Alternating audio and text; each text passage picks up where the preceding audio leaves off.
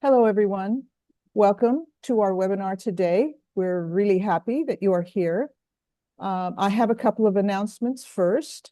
First of all, Linda Booth Sweeney had a serious fall on Monday in Boston when Boston had that huge snowstorm, and she is not well enough to present.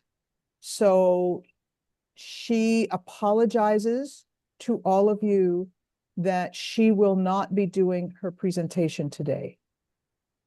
And also we have, yes, I know. And we have our speaker, Sara Stewart, but for some reason, she's not here yet. And so we are going to rearrange the speakers. Sevinç from Turkey is here. I am going to introduce her. She is going to present in Turkish. So we're going to tell you how to set up captions so that you can see captions in English while she speaks in Turkish. Sevinç Yılmaz graduated from the Department of Classroom Education at the Faculty of Education in 9 Eylül University in Izmir. She is a classroom teacher and she teaches primary school. And she has belonged to the Systems Thinking Association in Turkey since 2017. Last academic year, 2024-25, she completed an action research project, mathematics application with systems thinking tools, development of algebraic thinking in first grade. Currently, she is conducting action research titled Enriching Lessons with Systems Thinking Tool Application Examples for Second Grade Elementary School. So this is what we need you to do. In your toolbar at the bottom of your screen, please click on captions, the CC, and a little pop-up window comes up. Please activate translation. Make sure that little slider is to the right and is blue. Your speaking language would probably be English, and your caption language should be English. So when she is speaking in Turkish, you should see what she is saying in English on the bottom of your screen. Are there any questions? Okay. I think we are ready to start. Thank you for being here. Sevinç, would you please begin your presentation?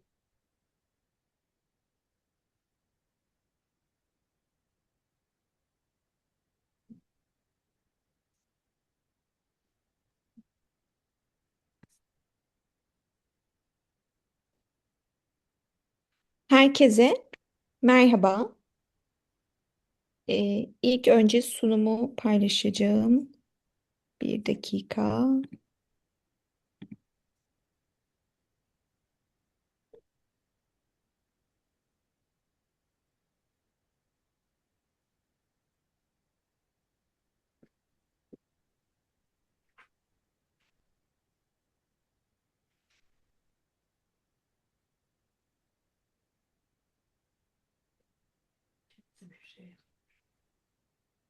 Şu an sunum görünüyor mu?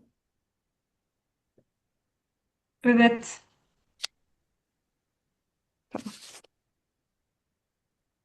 Merhaba, ben Sevinç. İzmir Sev İlkokulu'nda 2. sınıf öğretmeniyim. 2017'den itibaren sistem düşüncesiyle ilgileniyorum. Ders içeriklerinde sistem düşüncesi araçlarını kullanarak planları oluşturuyorum. Bugün 2. sınıf düzeyinde Türkçe, matematik ve hayat bilgisi derslerinde uyguladığım birer örnek paylaşacağım. Türkiye'de Milli Eğitim Bakanlığı öğretim programlarında sistem düşüncesi ve sistem okuryazarlığına yer verilmektedir. Bu beceriler öğrencinin ilişkileri görmesini sağlar. Olaylar arasında neden-sonuç bağını fark etmesine yardımcı olur. Parça, bütün arasındaki bağlantıyı anlamayı destekler. Bu becerileri geliştirmek için sistem düşüncesi araçlarını kullanıyoruz.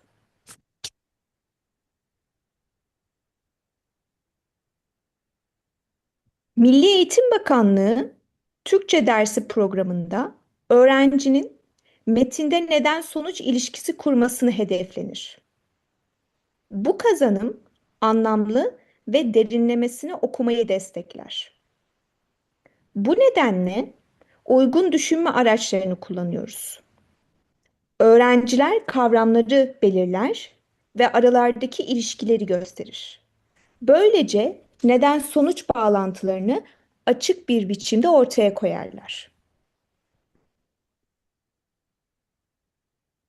Neden-sonuç ilişkisi ele alan bir çalışmayı görüyorsunuz. Türkiye Cumhuriyeti'nin kurucusu Mustafa Kemal Atatürk'ün gerçekleştirdiği yenilikleri ele aldığımız Atatürk'ün bize kazandırdıkları adlı çalışmayı uyguladık. Atatürk, çağdaş, bilim temelli ve eşitlikçi bir toplum yapısının öncüsüdür ve lideridir. Çalışma sürecince öğrenciler önce cümleleri anlamlandırdılar, anahtar kelimeleri belirlediler, altlarını çizdiler. İlk uygulama olmasından dolayı öğrenciler düşüncelerini görselleştirdiler. Belirledikleri kavramlar arasında nasıl ilişkiler kurulabileceğini tartıştılar. İki cümle arasında neden-sonuç ilişkisini belirlediler. Örneğin, her çocuğun okula gitmesi ile eğitim hakkı arasında bir sonuç ilişkisi olduğunu fark ettiler. Ve bu konuda da çıkarım yaptılar. Bu çalışmada üç cümle arasında neden-sonuç ilişkisi buldular. Aynı düşünceyle cümleleri okudular, anahtar kelimelerin altlarını çizdiler, cümleler arasında neden-sonuç ilişkisini buldular. Yardımlaşma isteği sonucunda dayanışma, dayanışmanın sonucunda insanların güçlenmesi ifadesine ulaştılar.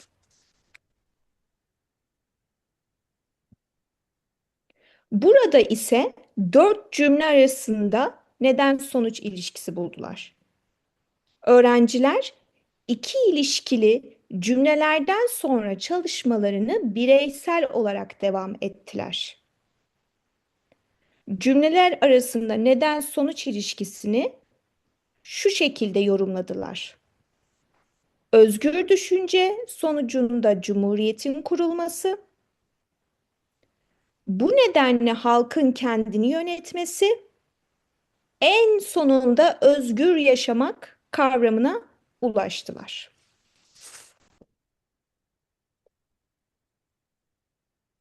Burada ise matematik programında öğrencinin günlük yaşam problemlerini çözmesi hedeflenir. Toplama ve çıkarma işlemi gerektiren durumları fark etmesi beklenir. Stok akış diyagramları ve zaman boyunca davranış grafiğini görsel olarak destekler. Öğrenci artış, azalış görür, sonucu yorumlar ve günlük yaşamla ilişkilendirir. Öğrencilerim birinci sınıftan itibaren matematik derslerinde zaman boyunca davranış grafiği ve stok akış diyagramını kullanırlar. Toplama ve çıkarma işlemlerini, problemlerini çözerler. İkinci sınıfta ise problem çözme sürecinde Stok akış diyagramı kullanıyorlar. Problemi okurlar. Manavın gün gün stoklarını hesapladılar. Stoğu arttıran, azaltan durumları buldular. Akışlara yerleştirdiler. Yapacakları işlemlere karar verip çözdüler.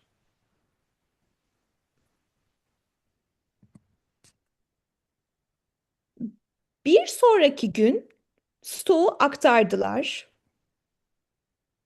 Stoğu arttıran birden fazla akışın olduğunu fark ettiler. Hangi işlemi yapacaklarına karar verdiler. Öğrenciler arasında farklılıklar gözlemledim.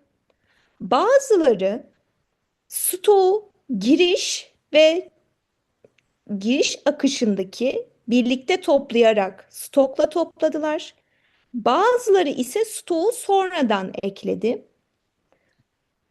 Diyagrama bakan öğrenciler hangi işlemleri yapacağını hızlıca karar vermeye başladılar. Diğer günlerde stok artarak devam etmekte. Aynı zamanda aktararak devam ediyorlar. Giriş akışı ve stoğu toplama konusunda oldukça başarılı oldular. Azalan bölümde birden fazla akış olmasından dolayı bazı öğrenciler çıkış akışındaki bölümü ayrı ayrı çıkarmayı denediler. Bazı öğrencilerim ise ikisini toplayıp toplam stoktan çıkardılar. Uzun bir problem olmasına rağmen sayıları doğru bir şekilde yerleştirip işlemlere karar verdiler ve çözdüler.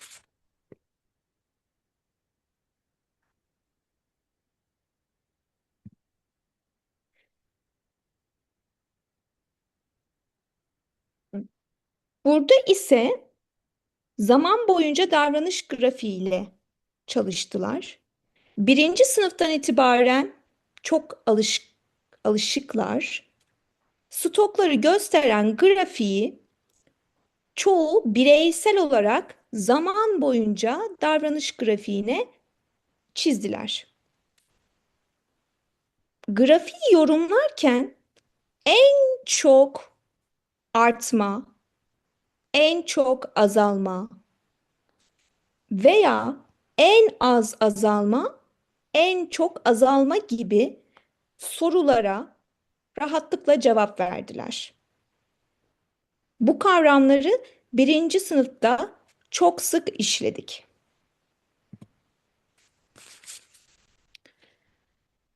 Hayat bilgisi programında öğrencinin sağlıklı büyüme ve gelişme için yapılması gerekenleri belirlemesi hedeflenir. Bu nedenle grafik ve stok akış diyagramları kullanıyoruz. Çünkü bu araçlar değişimi çok açık bir şekilde gösterir. Öğrenciler hangi davranışın nasıl sonuç verdiğini görür. Böylece günlük yaşama entegre süreci başlar.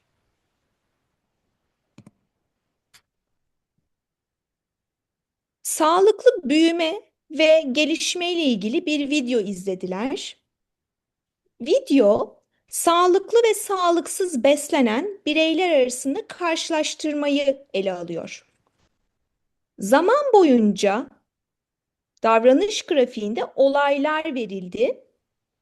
Olayları düşünerek öğrenciler grafiği çizdiler. Başka bir grafikte ise grafik boş bir şekilde verildi. Olayları kendileri yazdılar, grafiği kendileri çizdiler. Son olarak bir grafiğin üzerinde azalan ve artan durumları kendileri, olay örgüsünü tamamladılar.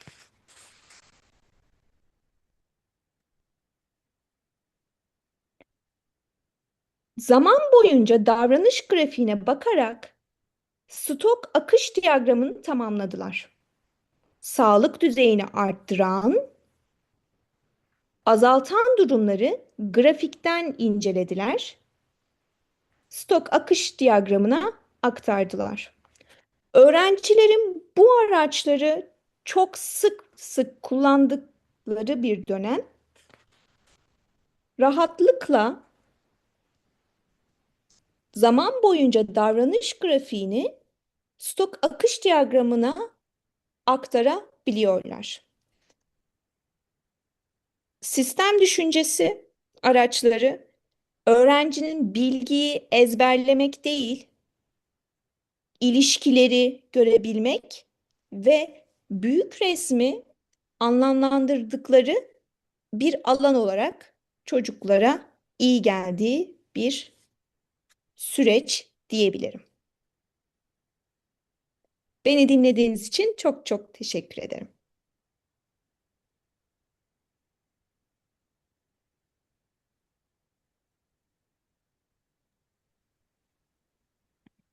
Thank you very much, Sevinç. This is the first time I have watched a presentation in a different language.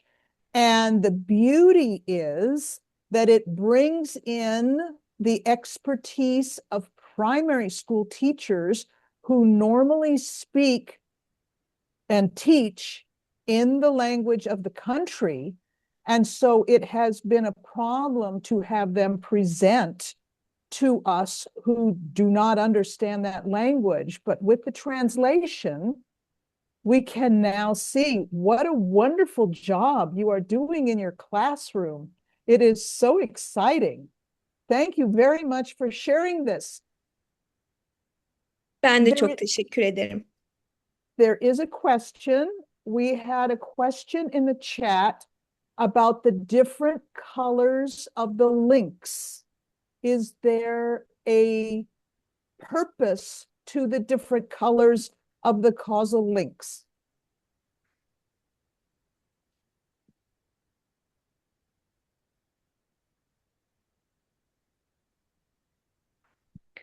Bir nedeni yok. Öğrencilerim kendi tercihleri, kendi çizimlerinde renk kullanımına özgürlük veriyoruz. Stok akış diyagramlarında artan ve azalan bölümleri kendileri artı ve eksi koymayı tercih ediyorlar.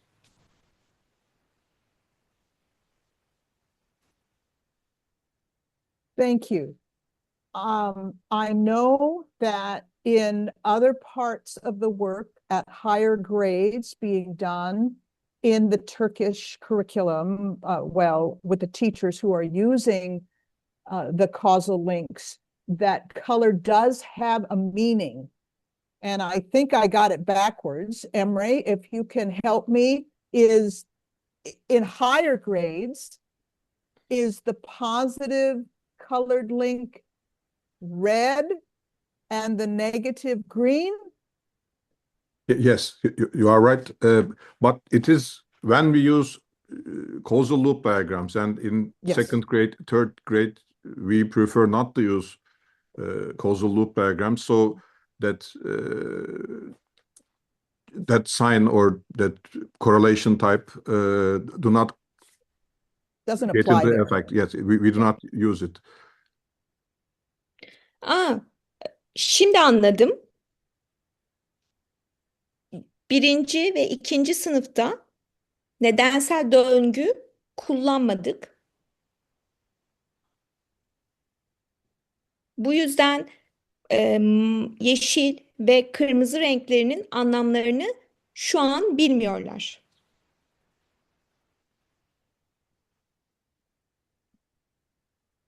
Okay. Okay.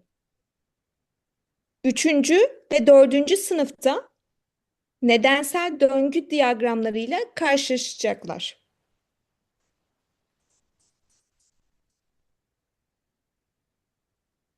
Okay. Thank you.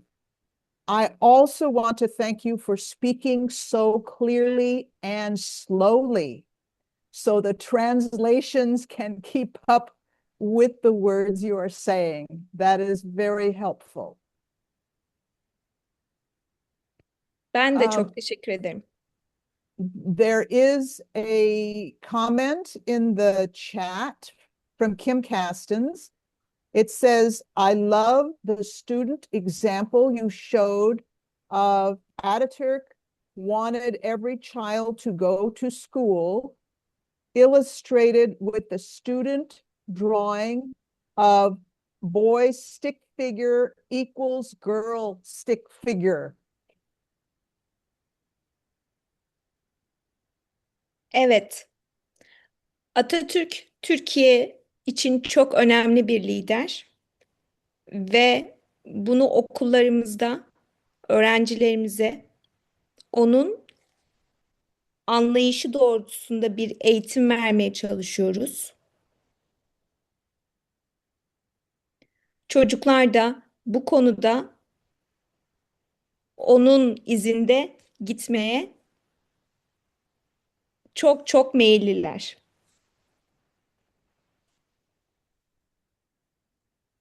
Another question, how widespread is this systems approach across schools in Turkey?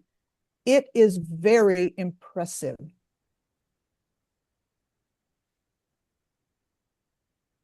Emre, cevabı ben mi vermeliyim? Türkiye'de ne kadar yaygındır diyor. Well, we are trying to increase the infusion rate and speed,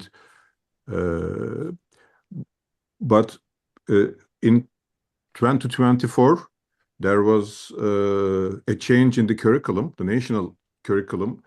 This is the mandatory curriculum, not in the subject curricula, but in the common text of the curriculum. We now have systems thinking and system literacy, and under system literacy we have 6 components, starting with parts, recognizing parts and recognizing, identifying relations, creating structures and making simulations or models, going like that. So we are hoping to increase much more infusion to the system, but in a percent wise, it is not high. We are just still a very small group of people trying to persuade the system that it is much better to use. It is good for higher order thinking skills. On the other hand, they have done a lot of background work. They have quite a few teachers getting training. And even though there may not be very many teachers using it in the classroom right now, they have a lot going on in the background. So I think they're building up a lot of expertise in the Systems Thinking Association in Turkey. So their potential is growing a lot in the background. And what I have seen actually applied in the classroom is very high quality. So that is a great way to spread this. There are some other questions about if there's a book for junior high school to learn and apply or other reference materials. I don't think Sevinç can answer that question because Tabii. Do you want to answer? Evet. Sistem düşüncesiyle ilgili öğrencilerimize ilkokul düzeyinde bir kitap vermiyoruz. Bizler öğretmenler olarak müfredatı inceliyoruz. Türkçe, matematik, hayat bilgisi derslerinde sistem düşüncesi araçlarını kullanabileceğimiz, ders içeriklerini zenginleştirebileceğimiz noktaları tespit ediyoruz. Daha sonra bununla ilgili nasıl öğretebileceğimizi çalışıyoruz.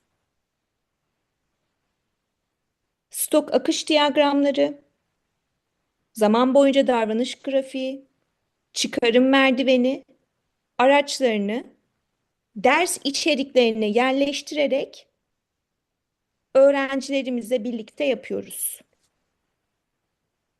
Bir kültür kitabı olabilir. Matematikte problem çözme aşamalarında olabilir. Hayat bilgisinde Global Schools'ta yaptığımız etkinlikler olabilir. Zenginleştirmeye çok açık bir alan olduğu için her fırsatta yer veriyoruz.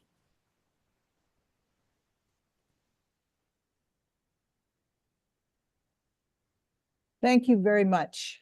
Thank you. This was really wonderful. Our second presenter is here, and Sarah, because you had so much trouble actually getting in, we're sorry that we did not give you better instructions on how to get in. We only have two speakers, so you haven't lost your time. And so our other speaker is Sara Stewart. She works as a magnet coordinator at Borden Elementary Magnet School for project-based learning and systems thinking. This is in Tucson, Arizona, correct? She coaches teachers to strengthen instruction using systems thinking by making thinking visible, helping students build meaningful connections and grow as readers and writers and increase engagement. So without talking to anymore, I would like to give Sarah her platform. And Emre, have you given her permission to upload slides? I'm not sure. Let me check. Would I be able to just share my screen? Well, that's what we're hoping. Perfect, thank you. That's what I meant. Okay, great. Well, Sarah, please try to. You should be. Yes. Okay, good. Okay, thank you. Yes. And no, you were fine. My apologies. I think I got nervous. So, howdy from Tucson. We are in rodeo break, which is it's a unique holiday to Tucson that has to do with our roots from way back when with cowboys and rodeos. So we're on a break right now. As you said, I am a magnet coordinator at Borton Elementary School, which is a project-based learning and systems thinking magnet school. And so I'm going to talk specifically about how we use systems thinking, and we use it in all of our curriculum, but how we use it with our magnet theme of project-based learning, and how, because it helps make thinking visible and it gives us a shared language, it really helps make the projects student-led and it really increases the student agency. So I'm going to show you just examples from the classroom, and I appreciate being asked to share with you.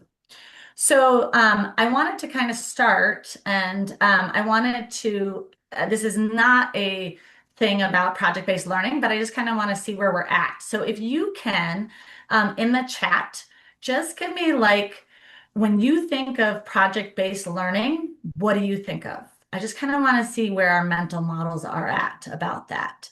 So if you can just do a quick in the chat, what are our mental models when you think of project-based learning? What do you think of? Or inquiry education?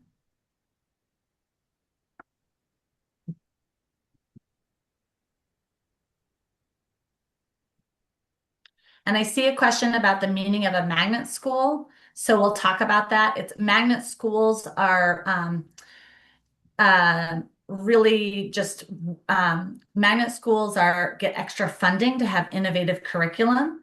So it's kind of like a specialized program. So like systems thinking and project-based learning is our magnet theme that draws and attracts people to our school. So I'm looking here and I see some of the things that we're talking about for systems thinking: authentic audience, real world learning, real world problems. So we're seeing some things that are similar to each other: discovering scientific principles, driven activities, student-led projects, multiple disciplines. Awesome. Thank you for that. So yeah, so when we talk about project-based learning, I specifically wanted to do a little mental model to generate where you're coming from in that, because it can be many things to many people. It's a thing in education that gets used widely, but doesn't always mean the same thing. So for us, project-based learning is really about, it is not the dessert. It's not like we're going to learn something and at the end we're going to give you the dessert, but it really is the main course. And so in this project pathway, we're going to launch the event with an experience that's going to get kids questioning. And I'll show you how we do that with systems thinking. And then we're going to build experiences that are going to answer questions that students have. And then I really want to show you this. There's that loop. Do you see that loop where that arrow, that revision goes back? That's a reinforcing loop right there. So as students are building knowledge, they are going to develop products using that knowledge, and they're going to get critique and revision, which is actually going to generate new questions, which is going to bring us back up to the building knowledge phase, which is then going to, those new questions, we're going to have to build knowledge in that again, and then we're going to have to go back to developing critique and revision. So that reinforcing loop right there is really important, because that's what makes it sustained inquiry, and makes it different from like your traditional education. So I'm going to kind of show you examples of what that looks like at our school. So the first, oops, sorry. Okay, so project launch. We use mental models all the time. So before we even go into instruction, we're going to have students generate their own thinking using mental models. So just like I did with you, I might say, when I think of blank, I see this. And we give them a template, and we encourage students to use pictures and words to share their thinking. And so let's say that they are saying, when I think of a tree, let's say they're doing a tree project, and their project is driven by the question, how do trees tell stories? And we want to get to some need to know questions that the students are going to explore. So asking them to do a mental model about trees, we're going to uncover a lot. We're going to see maybe one person's picture has trees with fruit. Maybe another picture has trees with falling leaves. Maybe another student's picture has roots, right? Another one has a kid watering the tree. So we're going to look at that, and we're going to start to co-construct knowledge. And so the students are going to share their mental models with each other. We're going to look for patterns and trends in that. We're going to start to synthesize, and we're coming up with like a shared language for what we know. So it's these experiences that are going to help, it's putting the students in as the expert and not the teacher. So you can see that in this picture, it says, I used to think, now I think. Sometimes we do the mental model at the beginning of a project, and then we'll use it at the end to see how their thinking grew based on all the experiences they have. Other times we let the mental model be a living, breathing thing, where as they're co-constructing knowledge with their peer, they might add to their drawing. So like, I noticed that your drawing has fruit. My drawing didn't have fruit. And maybe that's because I was drawing a different kind of tree, or maybe it's because I didn't think of that. And maybe I want to add that to it. From there, the students are going to come up with their need to know questions. We're going to do a see, think, wonder of their mental models. So they might ask questions like, Why do do all trees produce fruit? Or how deep do roots go? Or why do the leaves fall off the tree? And that's going to prompt the inquiry that the students are going to do. And these are questions that the teacher wants them to ask, but they did it in a very student-centered way. And also, it identified gaps in understanding. I know this is like a kinder first grade presentation, but I also saw in the chat that there were some people asking about like the junior years, a little bit older. And so I want to share that I just did this with a fifth grade class. We did the Industrial Revolution, and it was really fun because we did mental models about technology.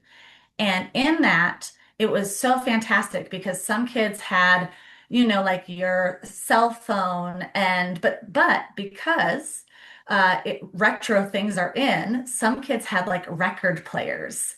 And that was really fun and exciting because we learned really quickly how mental models include not only your experience, but also are impacted by time and by culture. And we started to establish a shared meaning for when we talked about technology, what did we mean? And so the kids said, well, anything is, after looking at all these examples and mental models of technology, the kids were like, someone had a book. And we said, well, is a book technology? What do you think? And someone was like, well, yeah, I think so because it's man-made. Okay, so are all man-made things technology? And so it just made for really fantastic conversation.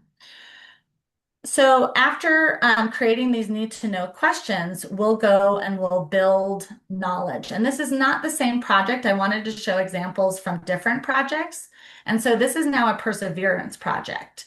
And in this perseverance project, the students wanted to explore how we can learn ways to keep trying when things feel really hard. And so for the build the knowledge phase, we used a behavior over time graph. And behavior over time graph was just the natural tool to use because we were talking about we wanted the kids to develop a growth mindset, right? And so we looked at two books. There's lots of other books that you could do, but Jabari Tries, and then also Izzy Gizmo and the Invention Convention. And we did a behavior over time graph. You can see we scaffolded. So the first one was as a class. They looked at the levels of confidence of Jabari as he moved through his project. And we also did a second line that was the level of teamwork in Jabari Tries. And they noticed that there was causal relationships between the two, that when there were more levels of teamwork, there was higher levels of confidence in trying to reach their goal. We noticed that they call it like roller coaster kind of line, but they noticed that that it didn't just go like this in their trying to achieve, but that their perseverance dipped, right? That their levels of confidence did this before it went up. And so understanding that helped them to kind of develop a growth mindset. You can see in the first one, while it was teacher-led and we did it as a whole class, in the second book, the students sequenced the story themselves and they were able to plot their own line. And not all the lines look the same, but it made for really great conversation. So as they compared each other's stories and their lines. From there, we started to develop. So we built the knowledge looking at using a BOTG on two books. And now we started to develop and revise and critique. And so they thought about a time in their life that they struggled with something, whether it was tying their shoelaces or it was learning how to ride a bike. And they did a behavior over time graph on what it was like to learn that skill. And so they charted it and they saw again that there was this kind of roller coaster effect, that things got harder before it got better. And they thought about like, well, what made the impact? What helped me grow in my level of confidence? And so by making this visible, the students were able to notice that it's not about being good or bad or something, but that it's a process. So that's how we moved from the launch to a building the knowledge to critique and revision, which then again would lead to another building. I'm going to show, I'm actually going to skip over that, but I'm going to actually show how BOTG was used in another project. So in this project, it was a first grade readers theater project. And the students had done many BOTGs with books, resequencing the book and looking at a variable of how it changed over time. Now they used it in their own writing. And this happened actually first accidentally the first time, and now we are using it more intentionally. But one of the students, they were writing stories about character strong words. We're a character strong school, which means that we are teaching kids about honesty and kindness and courage, and we do lessons around those words. And so this student did a story about honesty. And when we were looking at the story, it was like the level of honesty was the same from beginning to end, and there really was no plot. And so the teacher was like looking at that, and she was really frustrated. And I said, well, let's have the student do a BOTG of their own work. And so they took their story and they resequenced their story, and then they looked at the levels of honesty, and she goes, oh my gosh, my line. She goes, I got to go back and rewrite this. And so she was motivated to go back and rewrite it. And she noticed that there were issues within her own writing, which was way more powerful than a teacher sharing that. So that was kind of a happy accident. But then after that, we decided to do it with all of the students. And they saw so much joy. And I think they felt really validated that their piece of writing got its own BOTG. So they were really excited about that. And you can see here that when we talk about PBL, process is just as important as the product. So this is actually at a celebration of learning. Our parents are looking at not just the end product. They did, they watched a performance of their readers theater, but they're also looking at the behavior over time graph that the student did that helped them get to their final draft. And so we're really honoring that. Here's another example. This is actually, so apart from the project pathway, you've got the project launch, you've got the building, the critique revision. In PBL, there's always a individual product and then there's a group product, or there could be several individual products and then a group product. And we know that in order for PBL to be successful, we actually have to teach competencies like teamwork and collaboration and self-direction, that kids don't necessarily have those skills right away. And so systems thinking tools are really, especially the stock flow, is really helpful in that. And so kids, by looking at teamwork and what increases teamwork and decreases teamwork, they were able to come up with like, oh, we need agreements. We all need to agree that we're going to listen to each other. Okay, we need a plan. Without a clear plan, we're not going to know what to do in our project. So in this project in particular, although we've used this with just about every project, in this project in particular, they were developing a tool to be a community helper. So they were doing a STEM project and they were going to build this tool to do this task to help someone in their community. And so they identified that they needed roles. And again, this is where we were going to go next in the project. But instead of the teacher saying, okay, now we're going to come up with agreements, and now we're going to make a plan, and now we're going to set roles, the kids came up with all of that. Just using a stock flow, they realized these are the things that we need to do if we want to increase teamwork, if we want to achieve that. And the things that are going to take away from it are arguing with each other and interrupting each other, right? And so that really helped. And then just lastly, this is a public presentation we use because systems thinking tools help make our thinking visible. We use it a lot of times in our public presentation. And in this case, it was an etiquette project. It was a second grade etiquette project, and the students had done this project to help students feel comfortable and safe at Borton. And so they actually, when we came back from winter break, we have these PBIS rotations where kids went to the playground and they learned from these second graders how to behave on the playground.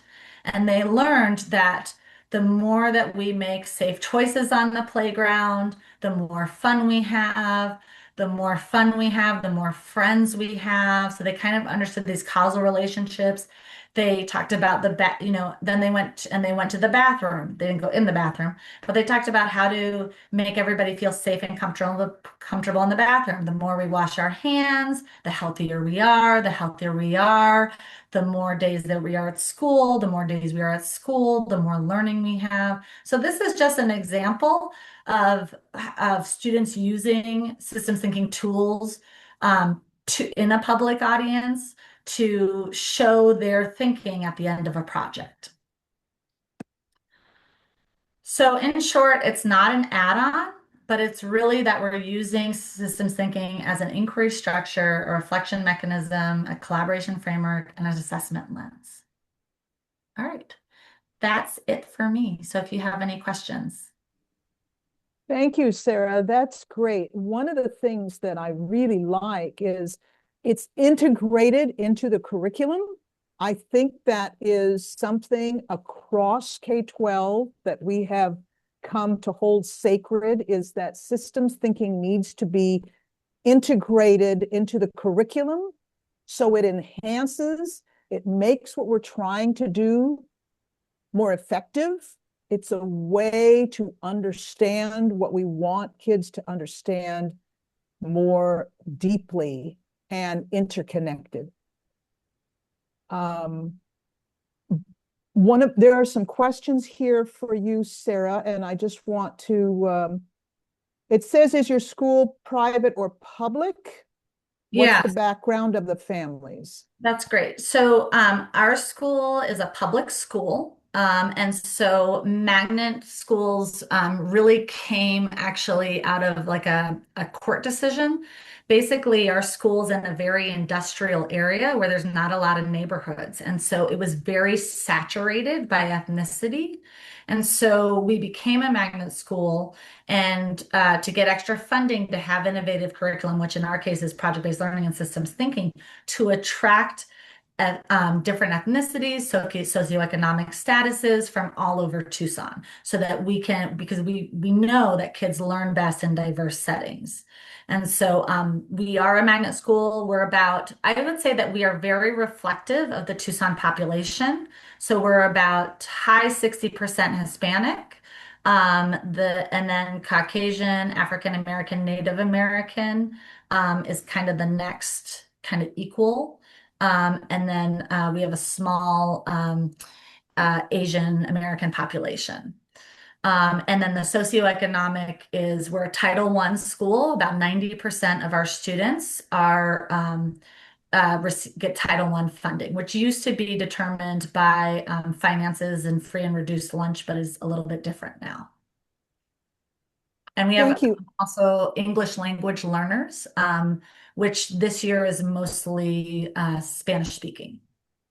And this school has been in existence for this magnet school doing this has been in existence for quite a few years. Yeah, so it happened from a really grassroots approach. And now I think we're doing it on a much more whole school level. Although, there's teacher turnover. And so part of my job is to help our teachers to use systems thinking in their classroom. I think it's also gone through different iterations with leadership. But I think right now, what I'm really liking about Borton is that we're using systems thinking not only, I don't feel like we're using it as a checklist anymore.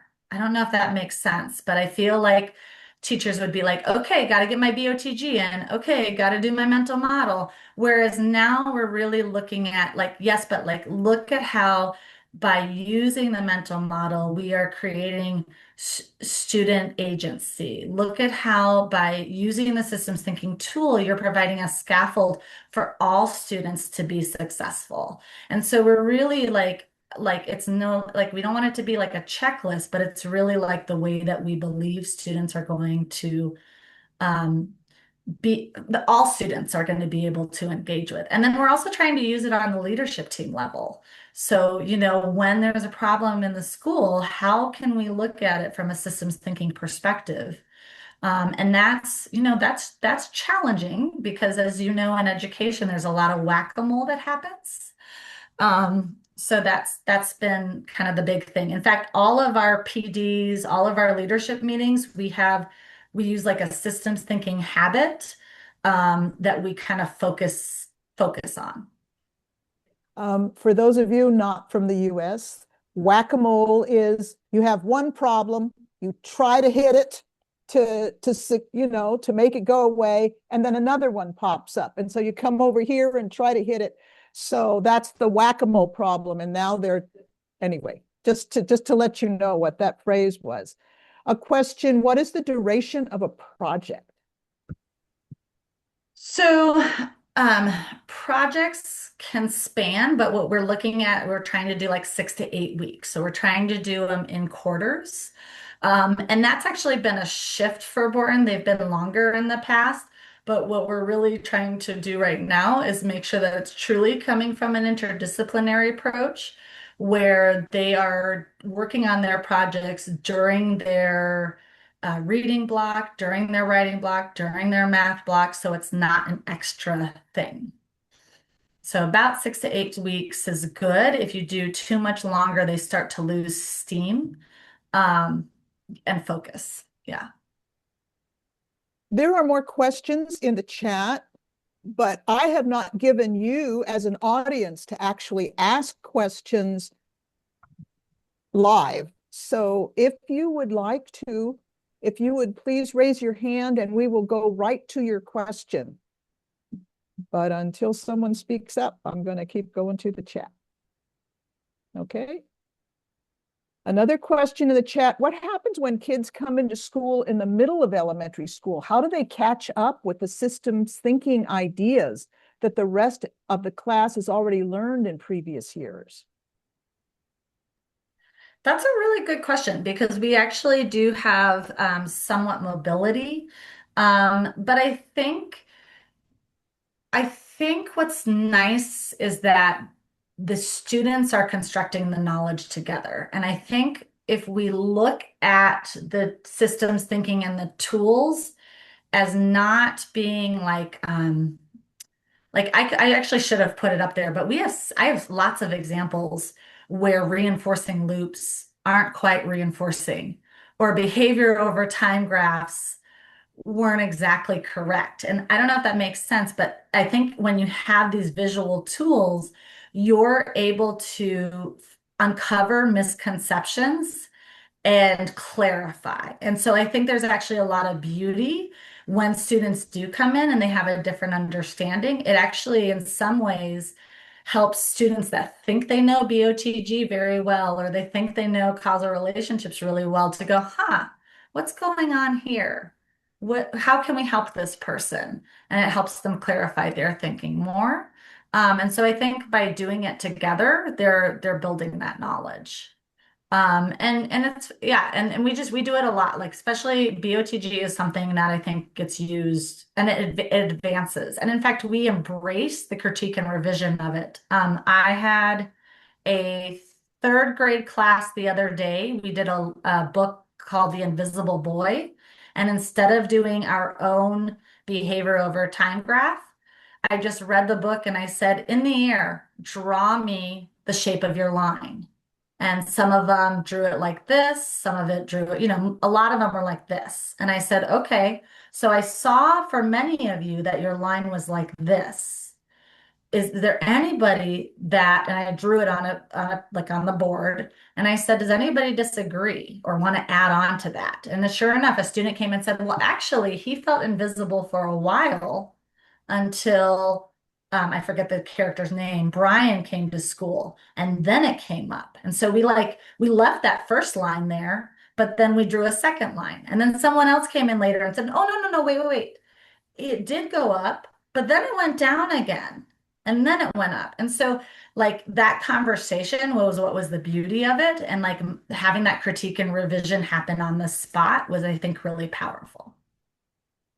One of the responses to what happens with kids coming in later and don't have the background, from Jeff Miller, he says, kids just seem to get it so much faster than adults. I think we can all attest to that. Kim, go ahead. Yes, I wanted to ask if you do make an effort to bring the parents along in systems thinking, because otherwise you'll have parents saying, I have no idea. I can't help my kid with their homework. I can't understand the words they're using. I am completely useless as far as helping my kid cope with these newfangled stuff. Yeah, that's a great question.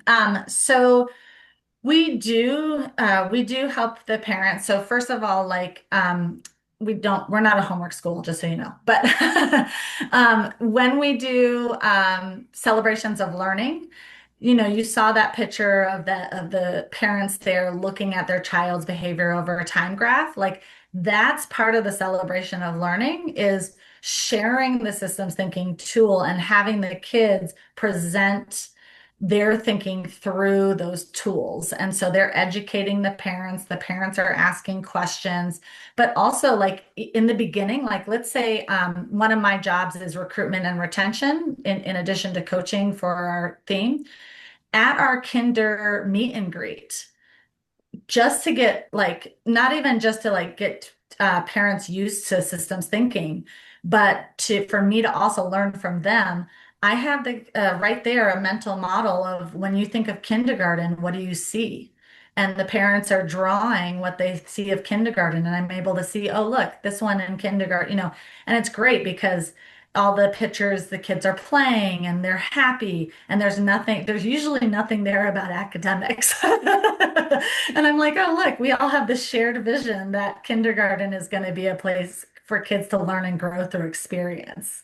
And that's really awesome. And then at like our literacy night, we have behavior over time graph templates, and we have parents and kids. I wish I posted the picture. I have this great picture of this and a first grader teaching his younger sibling who's in preschool how to do a behavior over a time graph. And we kind of scaffold it like for the literacy night because there's not a lot of time. We'll have a book out there and we'll have the book already printed. And they'll just resequence it, and then we'll already have the variable for them, and they just have to go and put the stickers. So yeah, we definitely educate the parents as well. Or I don't want to say educate, I want to say we engage them. And that goes all the way through high school too. I mean, back to school nights, parent-teacher conferences, all of that is a good way. It's really important to bring parents along. Now, hold on a second. John Sheehan raised his hand without using the electronic hand. Did you want to speak? He did that before Jeff. So I want to make sure I get this the right order. Yeah, I did. I just I can't just seem to raised mine find for it. John. That's all. Oh, okay. Teamwork. Go ahead, John. Thanks. So my question is, how well integrated is what you're doing at your school in the next levels of the K-12 curriculum? And to the extent that it isn't, what's been the experience for students making that shift to a more traditional, less intuitive approach to teaching? That's a really great question. We are a magnet school in isolation. So like we are a K-6 school. And then our next feeder school is a STEM school. and they aren't necessarily systems thinking school or project-based learning. But what I can say is that and this is purely anecdotal. I actually wonder if the Water Center has any research on this. They might.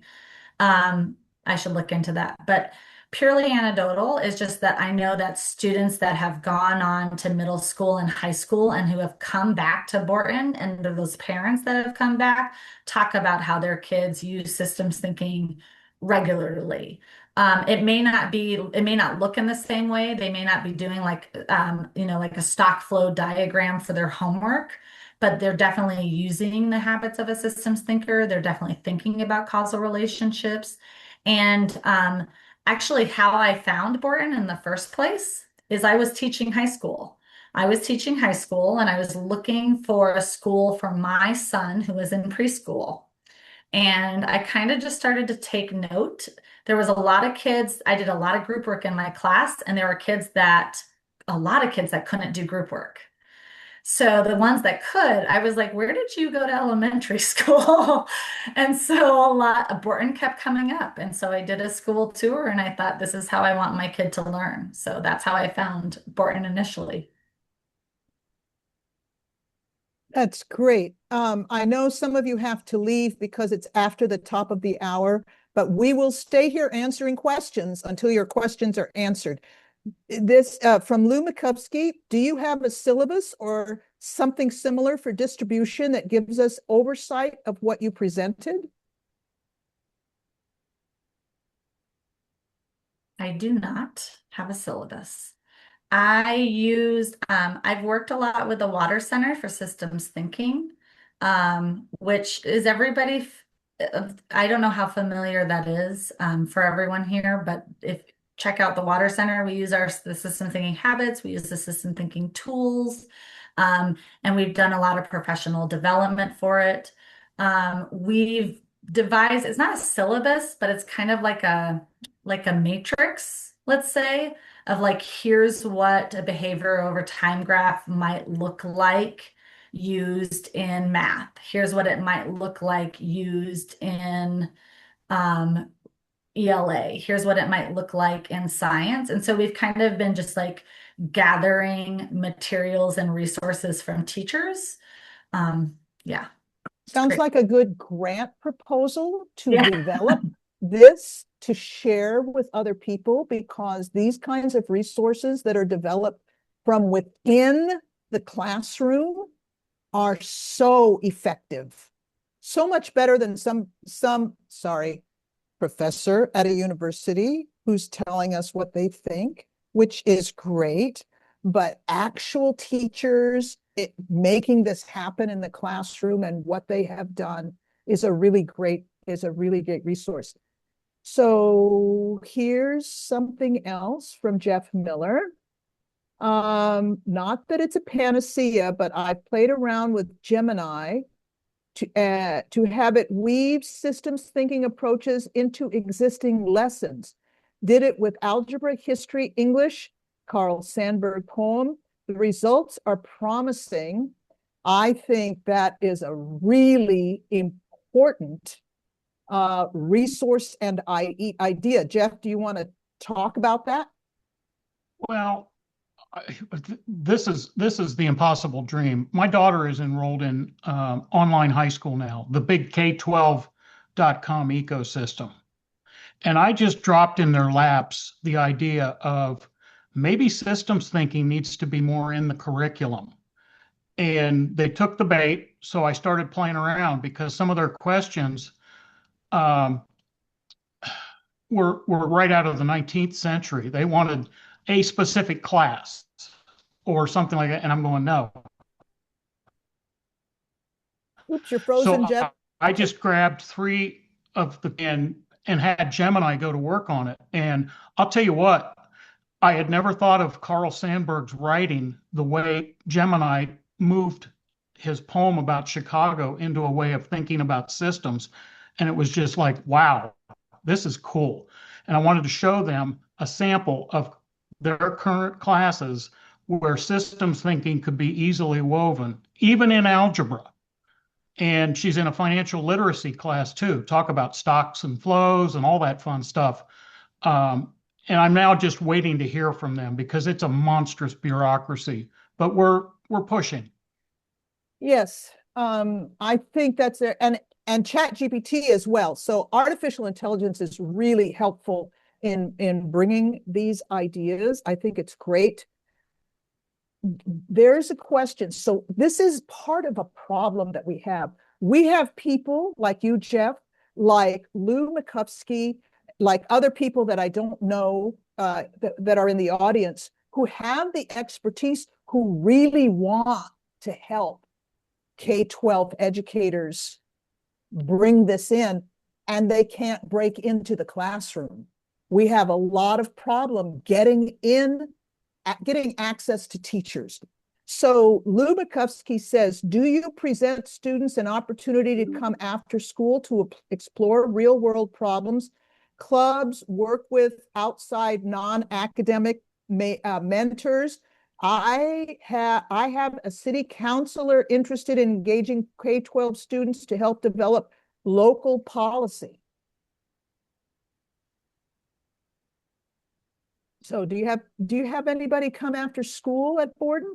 Or is that too young for people to come in and with these ideas for after school class, or after school activity? We have after school clubs, but it's not geared towards systems thinking. We kind of have, we do a lot of professional development around it. And we have myself as a coach. And so we just kind of have been building it into our professional learning communities to kind of get it as part of the tier 1 instruction. But we also have the permission to do that. Like, it is our magnet theme. It is the reason why families are coming to our school. So I'm not going to lie, there's still a lot of stress and tension, right? Like with test scores comes funding. There's a lot of pressures there. And so, but we just kind of stay firm to, we know that this is the way that our kids want to learn. This is the way our families want to learn. This is how we know this is, these transferable skills are going to do them well later in life. And we just kind of stick to it. But it is tricky sometimes. And I think it's really interesting when we do like walkthroughs from the district. Usually they see the value in it though. But it's different when you're talking about like, how does this work with instructional minutes, right? So there is that. Our teachers do still feel pressures. Yeah, thank you. Mm-hmm. Another chat from Grace Hogan. I do have a draft service learning systems thinking curriculum for elementary students here at the Soulard School, totally unrelated to Sarah's school. So Grace, can you give us a little bit of information about that? Are you still there, Grace? I am, yeah. Hi, can you guys hear me all right? Yes. My name is Grace. I work currently at the Soulard School in St. Louis, Missouri. We're in the United States, and oh, did I lose them? Nope, we're here.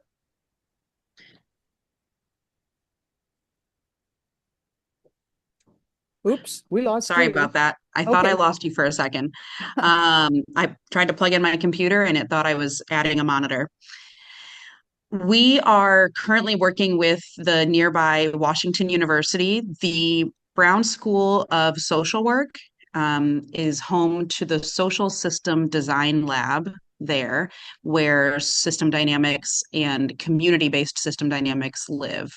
So we've been working with Sara Stewart, who's the director of that Social System Design Lab, as well as with the Water Center, and developing a project-based learning experience that is specific to community engagement and service learning. So we're looking at, we have a school in which students often complete project-based learning, very similar to what Sara described.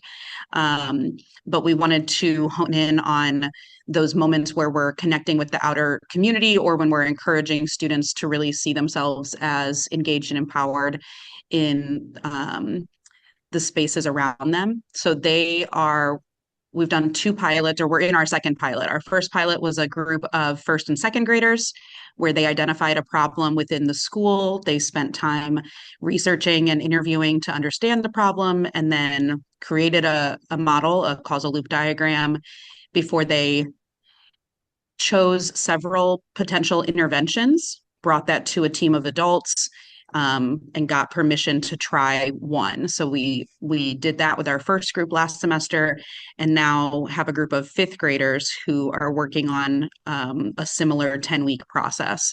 So they're identifying a problem. It's a little bit different. In this case, we do have classroom teachers using systems thinking, but this particular pilot is pulling a small group out once a week, for a total of an hour each week.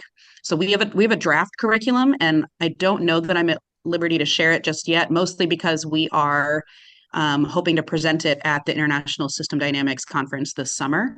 But we anticipate research coming out and some papers. We have a couple different proposals.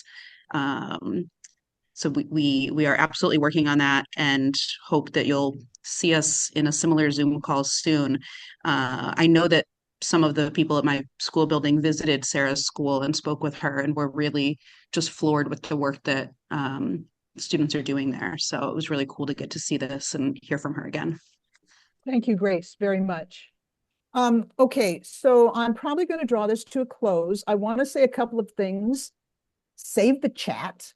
There are some really good links in the chat that you may want to try to check out later. Secondly, next month, we will have our 2nd annual International Pre-College Systems Thinking Symposium. It's a 5-hour free online systems thinking conference, and it's on March 21st, which is a Saturday. It starts at 10 a.m. New York time, ending at 3 p.m. New York time. But that amount of time allowed us to start at 7 in the morning in Portland, Oregon, and end at 10 p.m. in Turkey. So that's why we chose that amount of time. We will have strands for kindergarten and primary, middle and high school, and university and research. So Peter Sengi is going to be our keynote speaker. Sarah's Chung is going to be a plenary speaker in the middle of the conference. And at the end, we're going to have a roundtable talking with IB schools, because the IB school curriculum has a lot of systems kind of concepts in it. So we're trying to make a bigger connection with them. We have a system. We are a pre-college special interest group, part of the System Dynamics Society. So we have a web page there with resources, and all the videos from our last year's symposium are recorded there. You can look at that. The Turkish, what has happened in Turkey, is going to be a plenary session at the International System Dynamics Conference this summer. All the K-12 effort that has been going on for 15, 16 years now in Turkey, they have quite a large scope of fingers. They've got work done at the education level at university, training pre-service teachers, and with administrators, and with professionals who work with them, and administrators. So we're looking forward to that. But please come to our conference March 21st between 10 a.m. Eastern Daylight Time to 3 p.m. Eastern Daylight Time, March 21st. And thank you for coming. We enjoy having you here, and let us know if there's more that you want to see. We try to have these presentations or webinars or major SIG meetings once a month, usually the fourth Thursday of the month. And it'll be starting at 10, no, starting at 1 Eastern Daylight Time after daylight time starts again in the United States. So I appreciate you coming. And I think we will terminate this webinar if that's okay with everybody. Okay, bye. Thank you for coming very much. We love seeing you.